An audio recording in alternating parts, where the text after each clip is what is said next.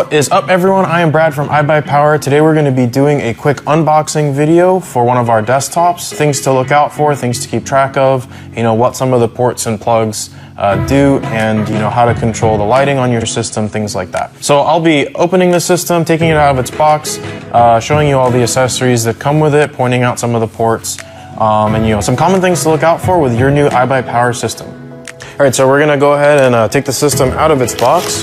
Cut the tape here.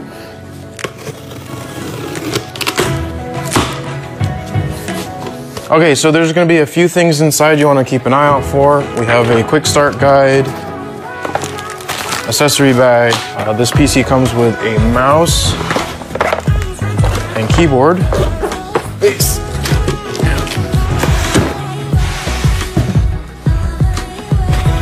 Go ahead and pull the protective foam off the sides of the system.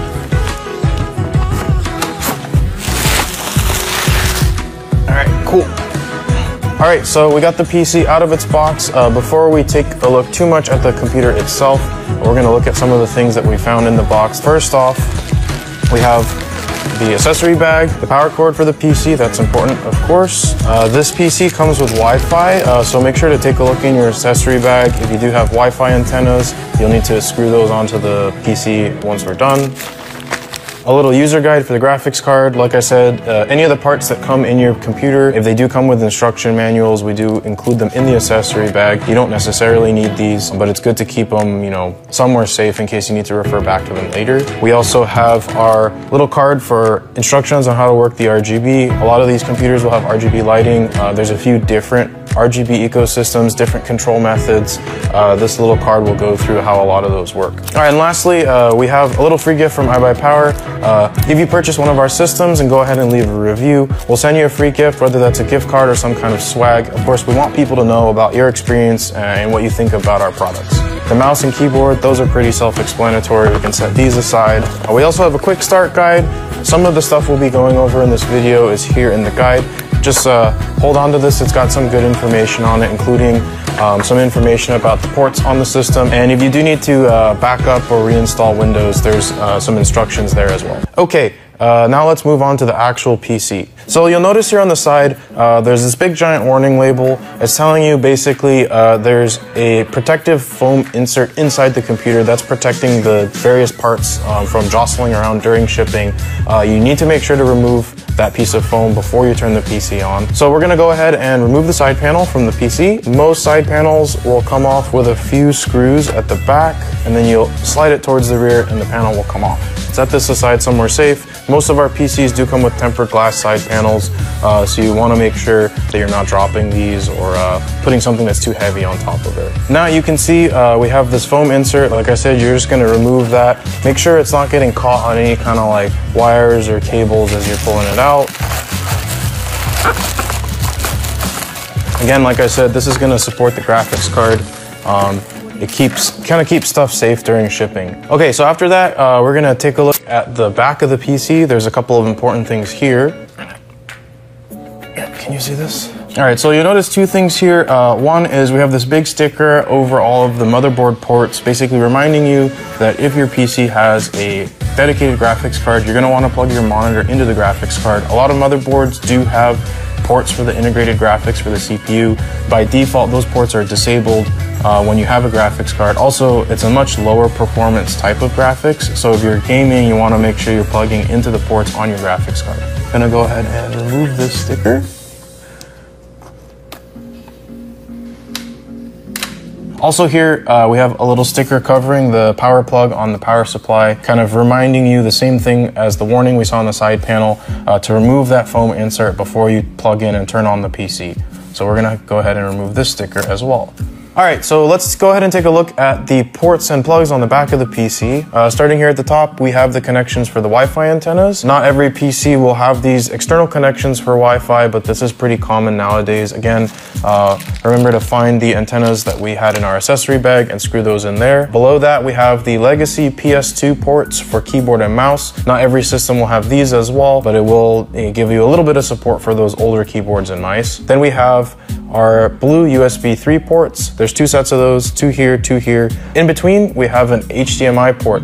Again, I mentioned before, if you're plugging in monitors, you want to make sure to plug into your video card ports, which are down here, because this port will be disabled. On this card in particular, we have 1 HDMI port and 3 display ports. HDMI and DisplayPort are the current modern display cables. Depending on what monitor you have, you may not have one or all of these ports. DisplayPort and HDMI can both be adapted to a bunch of other different kinds of ports. So just keep an eye out. You may need to pick up a special cable or adapter to get your monitor or monitors all hooked up and working properly. Then we have our black USB 2.0 ports, our Ethernet port for wired internet. Here are audio ports for your speakers, your microphone, your headphones. Okay, so now that we've run through most of the connections on the PC, it's time to get everything hooked up and powered on.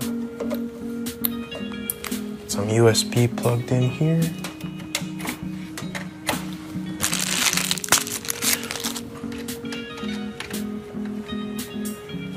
And then I'm gonna turn it. So we're all plugged in. Now it's time to fire the machine up.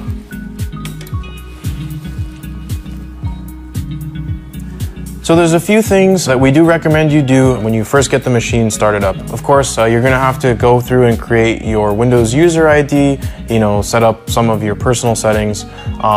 But after that, there's a couple of things we definitely recommend that you do. First off, we recommend you check all the ports on the PC. That includes the front panel USB, front panel audio, and all the USB and connection on the rear panel, and as many of the display ports on your graphics card as you can.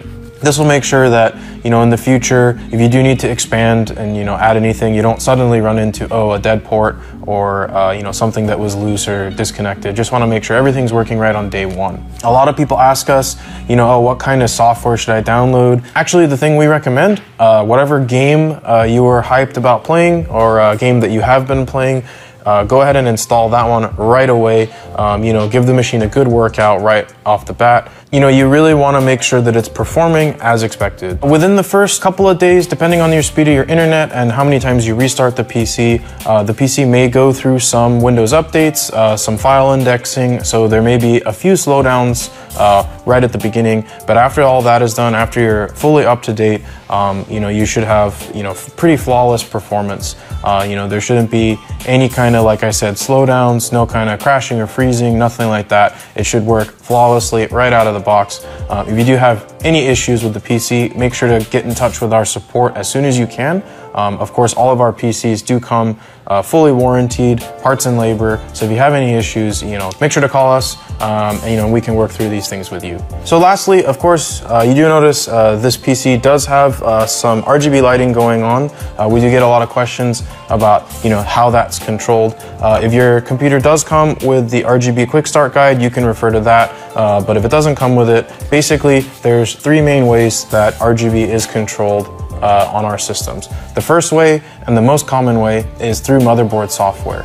So the RGB lighting in the system will be plugged into a header on the motherboard, and you'll use the RGB software that comes with the motherboard to control the lighting.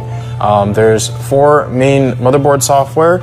For ASRock or iBUYPOWER branded motherboards, that's going to be Polychrome RGB. For ASUS, that's going to be Aura. For MSI, Mystic Light, and for Gigabyte, that's RGB Fusion. They give you a pretty good level of customization in terms of what you can do with the lighting in your PC. The second way is through a remote, either infrared or wireless. The remote will have little buttons that you can press to change the color manually. Usually, if the PC does come with a remote, it means that there was no available motherboard header to control the RGB lighting, so we use a remote instead. The last and the least common is a button on the case that actually manually toggles the RGB to different colors.